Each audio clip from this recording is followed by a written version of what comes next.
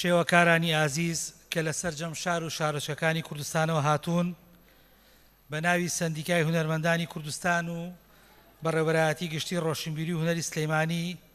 بەخێرهاتندان دەکەین بۆ سلێمانی پایتەختی ڕۆشنبیری بۆ ئامێزی یەکەمین دیداری سلێمانی بۆ شێوەکاری کە ئەمە بۆ یەکەمین جارە لەسەر ئاستی کوردستان ئەم جۆرە دیدارە ساز دەکرێت. ئەم دیدارە لقی سلێمانی سەندیکا بە هاوکاری بەشی شێوەکاری بەڕێوەبەرایەتی گشتی سازی کردووە و کە ئەمەش کارێکی هاوبەشی دیکەیە لە شاری سلێمانی کە وەبیرمان دێنێتەوە کاری هاوبەش و پێکەوەیی جوانتر و باشتر و ئەکتیڤانەتر لە ناو بوارەکانی خۆیانە جێگەیان دەبێتەوە. ئامانجی ئەم دیدارە کۆکردنەوەی هونەرمەندانی شێوەکاری کوردستانە بۆ گفتوگۆکردن لەسەر پێگەی هونەری شێوەکاری لە کوردستان لە ئێستا و ئایندەدا و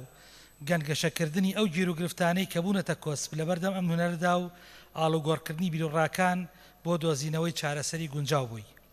ئامانجێکی تری ئەم دیدارە ئەوەیە کە هەوڵ بدرێت ڕۆژێک بۆ شێوەکاری کورد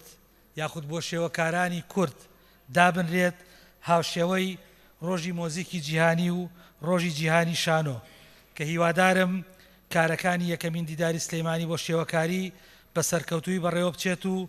سوود لە تەوەرەکان و پانێلەکانی وەربگرن و گفتوگۆیەکی ئەکتیڤانە لە ناو ئەم دیدارەدا بخوڵقێت ئاکامی بە قازانجی هونەر بەگشتی و هونەری شێوەکاری لە هەرێمی کوردستاندا بشکێتەوە.